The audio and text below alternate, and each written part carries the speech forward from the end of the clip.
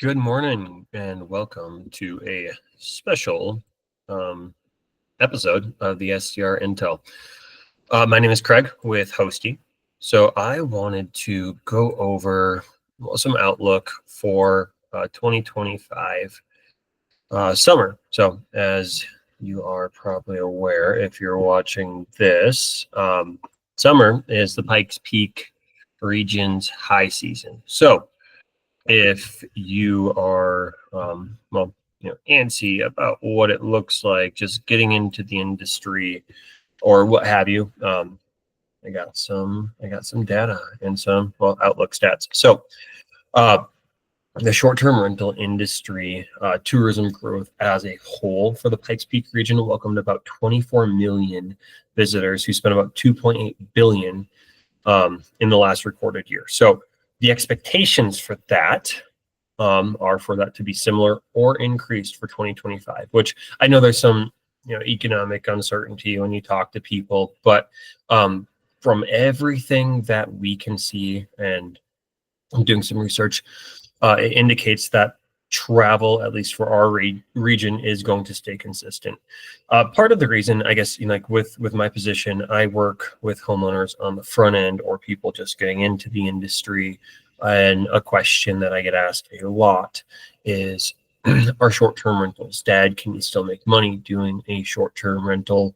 What's the growth look like? Obvious questions. If you are investing in, a business, you want to know that, right? So with that being said, the market still does seem pretty strong and consistent for our region. And I'll dig into this, ways that you can stick out, make more money, and just optimize your rental to capitalize on the market. So with that being said, the key indicators for short-term rental performance is occupancy and revenue, right? Makes sense. The ratio between the two is called RevPAR. So it's a nightly rate versus occupancy.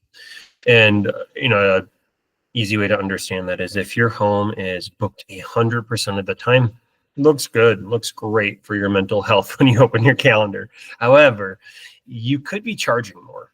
Some simple math, if you charged 50% more and you were booked at let's say 55, 60%, you'd make more money and you'd get less wear and tear in your home. I mean, frankly, you just get less work and make more money. That's a great investment. So but touching on occupancy rates for a national level on short-term rentals, they're projected to reach about 55% for 2025, returning to pre-pandemic levels.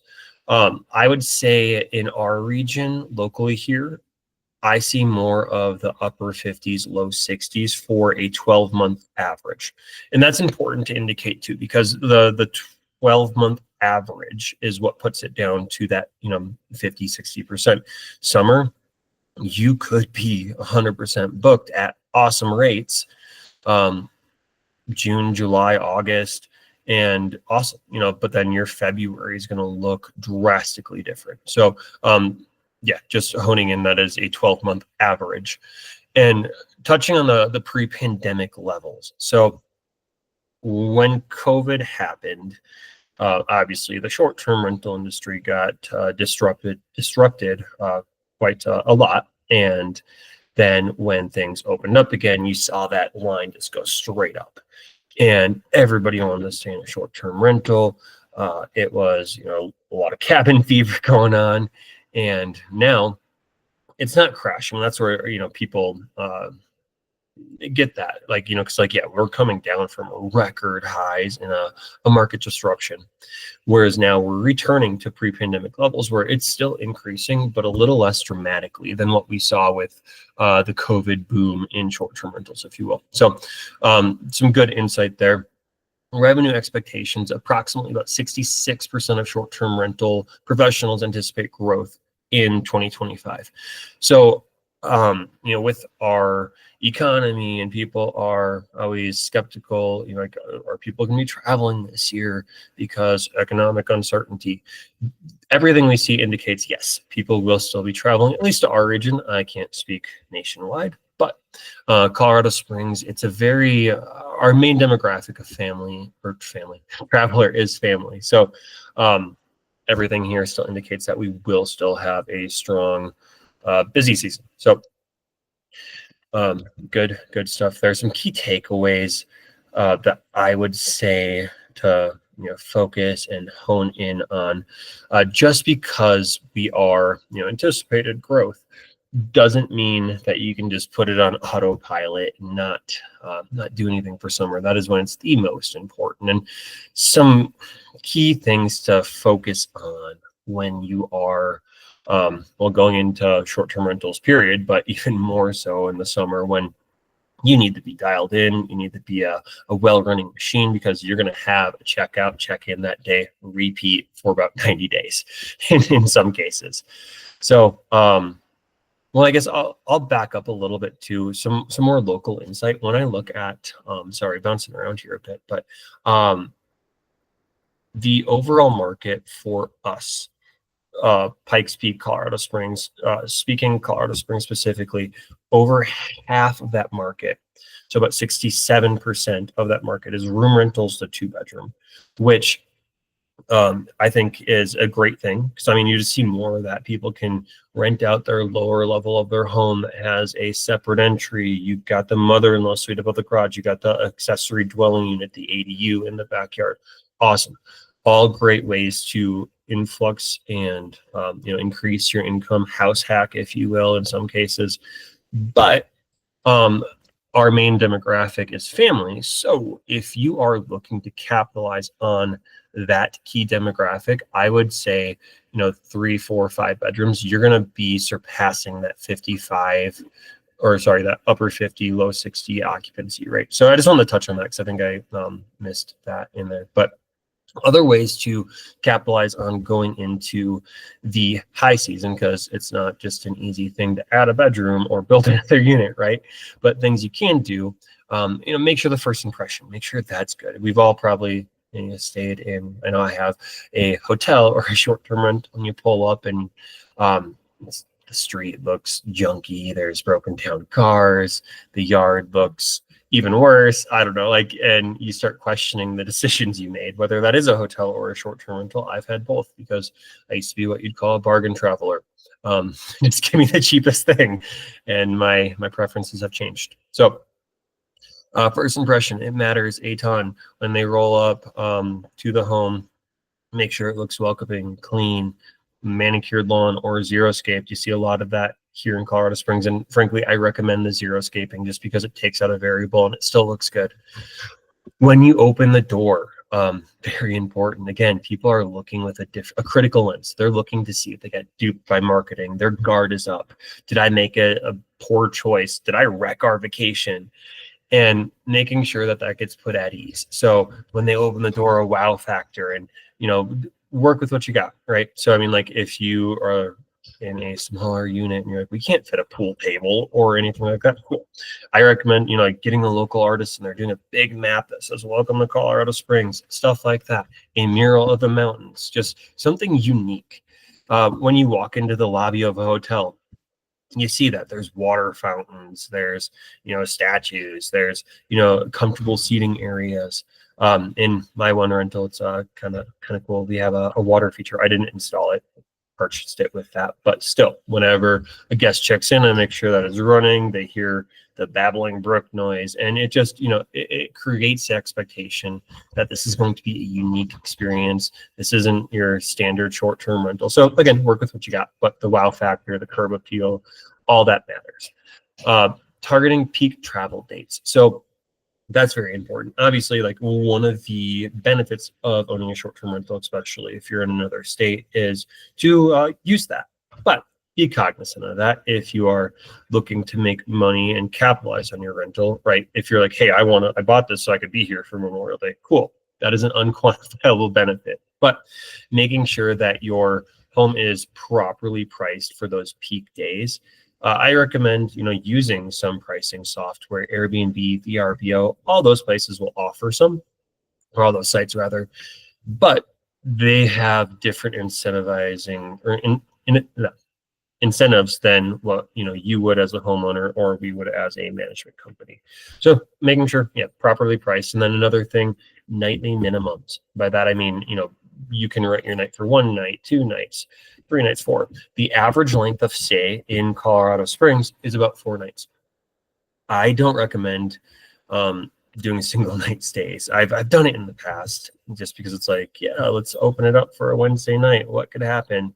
Nothing good happens. I'd say it's about a 50-50 shot that you're going to get people that don't respect your home. You're going to be susceptible to the party crowd.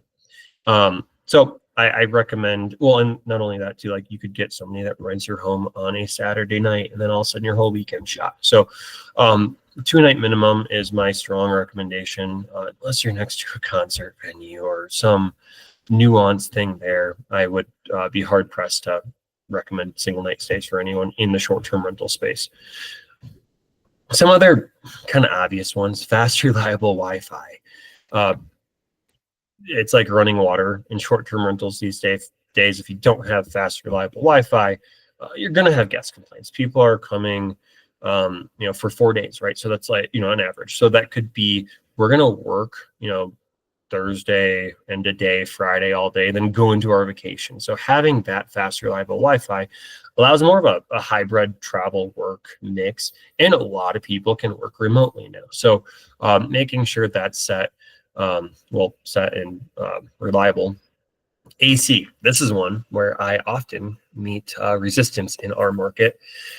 Colorado Springs, Woodland Park, we go about an hour in every direction of Colorado Springs. So the, Teller County, your mountain properties, those are where I get the most resistance. And admittedly, like I was part of that at first, but digging a little bit more into our traveler analytics, our main demographic of traveler is our friends from Texas. So when you are in Texas, you just assume everything has AC, and you don't know that Colorado doesn't really have humidity.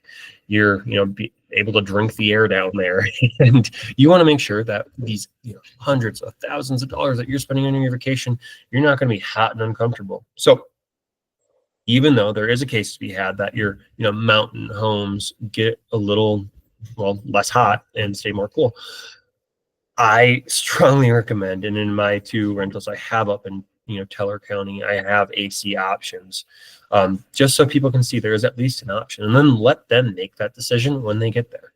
The thing that I always recommend, you never want to tell people how they should feel on their vacation. You'll be cool. Don't worry about it. No, let them decide that. Buy a $300 AC unit that vents out the window, and then you can click that amenity box, and it will result in more bookings. Pet friendly. About 78% of Americans travel with a pet.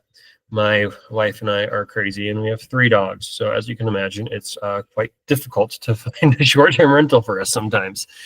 So being pet friendly, that'll open you up. That's an easy amenity that you can literally change the click of a button.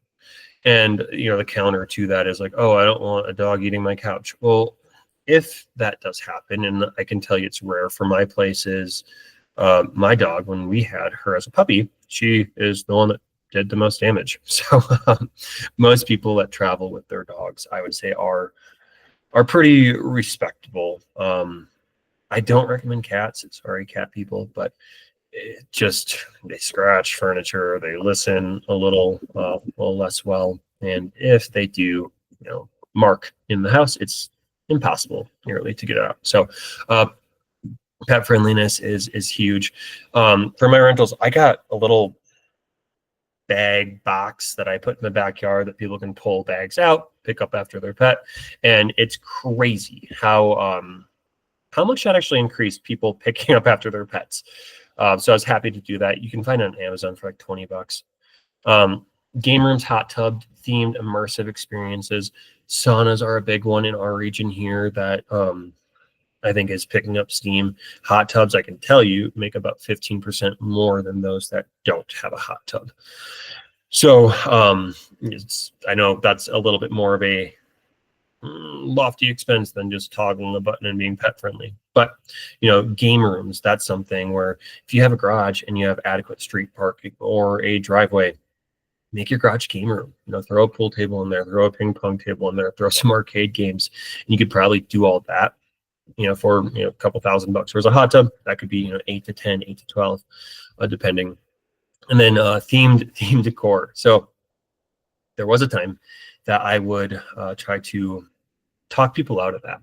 Don't do a Harry Potter room. That's weird. You're going to isolate a lot of the market. But I think we are seeing, well, I don't think the market's indicating that we are seeing an uptick in the themed decor, what people are wanting to immerse themselves in, because, and that's where, like if you're operating on the same playbook as 5 years ago, you're going to get left behind. If you have that little 2-bedroom, how do you make yourself stick out from the other, 67% of the market?